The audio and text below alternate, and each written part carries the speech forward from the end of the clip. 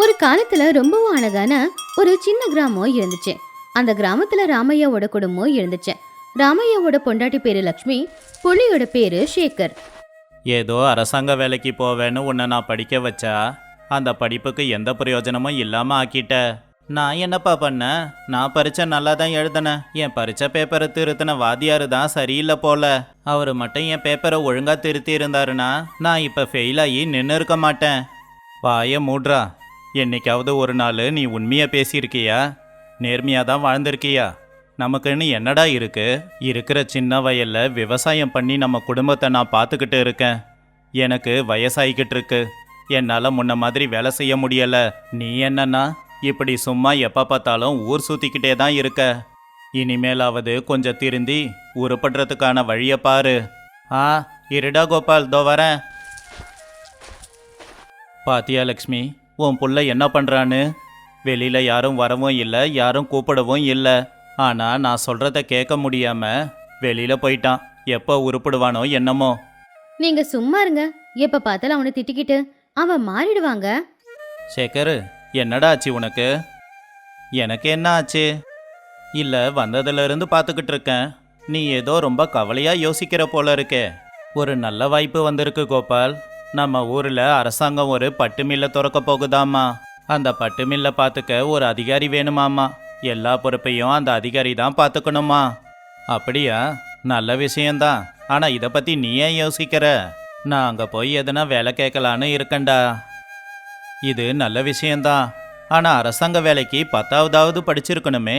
நீ 10வது முடிக்கலையாடா? ஃபெயில் தானே. அப்படி இருக்கும்போது உனக்கு அங்கே வேலை கிடைக்குமா? அந்த வேலை மேலே இப்படி ஆசை வச்சுக்கிட்டா நல்லா இருக்காதுடா. நீ சொல்கிறதும் உண்மைதான். நான் நகராட்சியில் வேலை செய்கிற எனக்கு தெரிஞ்சவர்கிட்ட பேசியிருக்கேன். அவருக்கு கொஞ்சம் பணம் கொடுத்தா பொய்யா சான்றிதழ் தரேன்னு சொன்னார்.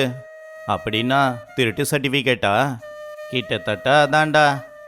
டேய், இப்படி திருட்டுத்தனமாக அந்த வேலைக்கு சேர்ந்தா எத்தனை நாளைக்கு நீ அந்த வேலையில் இருப்ப? என்னைக்காவது ஒரு நாள் மாட்டிப்பல்ல. கொஞ்சம் யோசிச்சு பாருடா.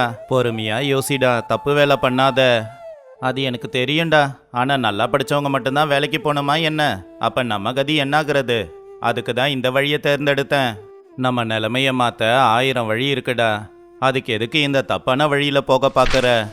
இப்படியே சில நாட்களும் போச்சு.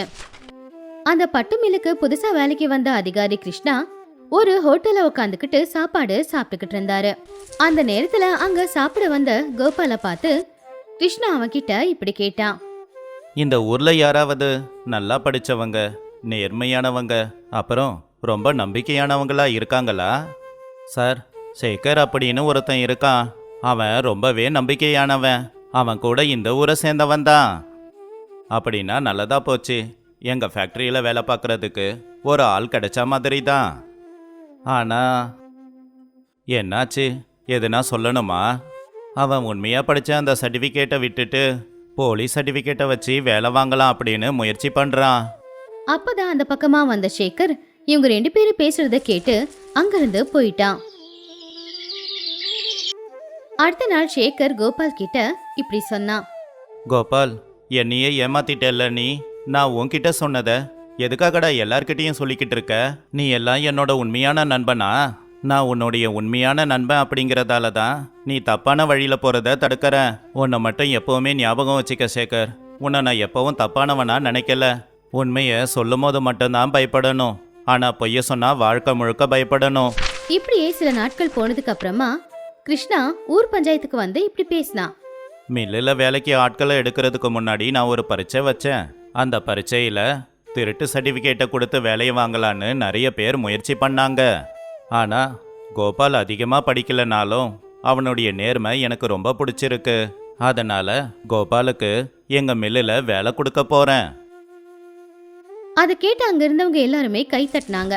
அப்பதான் பஞ்சாயத்துக்கு வந்த சேகர் இப்படி சொன்னான். சார், என்னை மன்னிச்சிடுங்க. நான் வாழ்க்கையில் சீக்கிரம் முன்னேறணும் அப்படிங்கிறதுக்காக தப்பான வழியை தான் தேர்ந்தெடுத்தேன். ஆனால் கோபால் சொன்னதுக்கப்புறம் தான் புரிஞ்சது எப்போவுமே சரியான வழியில் போகிறது தான் நல்லதுன்னு. என்னை மன்னிச்சிடுங்க. நீ செஞ்ச தப்பை புரிஞ்சுக்கிட்டியே, அதுவே பெரிய விஷயம்.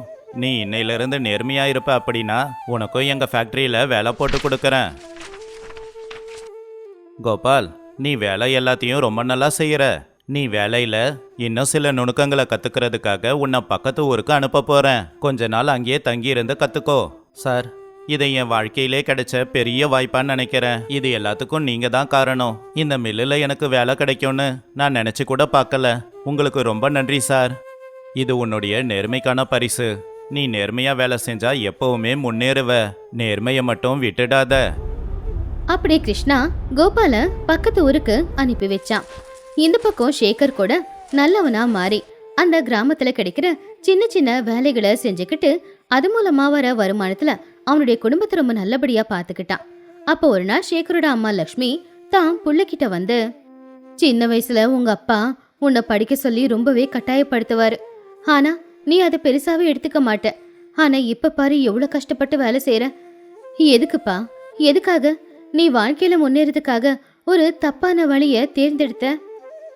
அம்மா, அப்ப நான் வாழ்க்கையில முன்னேறணும் அப்படிங்கிறதுக்காகத்தான் தப்பான வழியில போனேன். ஆனா இப்ப நான் கஷ்டப்பட்டு வேலை செஞ்சாலும் கூட இது எனக்கு உண்மையிலேயே ரொம்ப சந்தோஷமா இருக்குமா. கஷ்டப்பட்டு உழைச்சாலும் கூட மனசுக்கு நிம்மதியா இருக்கு. இன்னும் காலம் ஒன்னும் போகலடா. நேர்மையா இரு. வாழ்க்கையில நிச்சயமா நீ முன்னேறுவ. அந்த ஊர் ஸ்கூல்ல இருக்கிற வாத்தியாரு சேகரை ஒரு நாள் வர சொன்னாரு. சேகர், சின்ன வயசுல நீ பள்ளிக்கூடத்துல நிறைய குறும்புத்தனம் பண்ணியிருக்க. உனக்கு உண்மையிலேயே படிப்புல நிறைய ஆர்வம் இருந்துச்சு. ஆனா ஏதோ காரணங்களால நீ சரியா படிக்கல. இங்க இரவு பள்ளிக்கூடத்துக்கு ஒரு வாத்தியார் தேவைப்படுது. நீ அதை செய்யறியா? சரிங்க வாத்தியார் ஐயா, இதை எனக்கு கிடைச்ச வாய்ப்பா நினைச்சுக்கிறேன். நான் இன்னும் படிக்க ஆசைப்படுறேன். அப்படியே மற்றவங்களுக்கும் படிப்பு சொல்லி கொடுப்பேன். அப்படியே சில நாட்களும் போச்சு. கிராமத்துல சின்ன பசங்களுக்கு சேகர் பாடம் எடுத்துக்கிட்டு இருந்தான். இங்க பாருங்க பசங்களா, வாழ்க்கையில முன்னேறத்துக்கு எப்பவும் தப்பான வழியை தேர்ந்தெடுக்க கூடாது. தப்பான வழி எப்பவுமே உங்களுக்கு உதவி செய்யாது. சரிங்க ஐயா, நீங்க சொல்லி கொடுத்த மாதிரி வாழ்க்கையில நேர்மையா இருந்து நாங்க பெரிய ஆளாவோம். அந்த பக்கம் சில நுணுக்கங்களை கத்துக்கிட்டு போன கோபால் திரும்ப ஊருக்கு வந்தான். சேகர், உன்னை பார்த்தா ரொம்ப சந்தோஷமா இருக்குடா. நீ ரொம்ப மாறி இருக்க. உன்னுடைய மாற்றம் எனக்கு உண்மையிலேயே ரொம்ப சந்தோஷத்தை கொடுக்குதுடா. கோபால், அன்னைக்கு நான் தப்பான வழியில போகும்போது ஒரு நண்பனா என்னை தடுத்து நீ நல்லது தான் பண்ண. நீ சொன்னது உண்மைதான். உண்மை சொல்லும் போது மட்டும்தான் பயமா இருக்கும். ஆனா பொய் சொன்னா வாழ்க்கை முழுக்க பயப்படணும். நான் இனிமே பொய் சொல்ல மாட்டேன்டா. சேகர், நீ எப்போ உருப்பிடுவியோ அப்படின்னு உன்னை பத்தி கவலைப்பட்டேன். ஆனா இப்போ ஊருக்குள்ள எல்லாருமே உன்னை பாராட்டுறத பார்க்கும்போது உன்னை புள்ளையா பெத்ததுக்கு நான் கொடுத்து வச்சிருக்கேன் அப்படின்னு எனக்கு தோணுது. உன்னை மாதிரி ஒரு புள்ளைய பெத்ததுக்கு உண்மையிலேயே நான் ரொம்ப சந்தோஷப்படுறேன். அப்பா, இத்தனை நாளா உங்களுக்கு பிடிக்காத பிள்ளையா இருந்தேன். ஆனா இப்போ உங்களுக்கு என்ன பிடிக்குதில்ல. எனக்கு அதுவே போதும்பா. நீ இப்போ வாழ்க்கையில ரொம்ப கஷ்டப்படுற. உன்னுடைய இந்த கஷ்டமே உன்னை நல்ல இடத்துக்கு கூட்டிட்டு போகும். எவன் ஒருத்தன் வாழ்க்கையில ரொம்ப கஷ்டப்பட்டு உழைக்கிறானோ அவனை காலமே ஒரு நல்ல இடத்துக்கு கூட்டிட்டு போய் வைக்கும். நீயும் நம்பிக்கையோட நேர்மையா உழைச்சி காட்டு. நிச்சயமா ஜெயிப்ப. சரிங்கப்பா.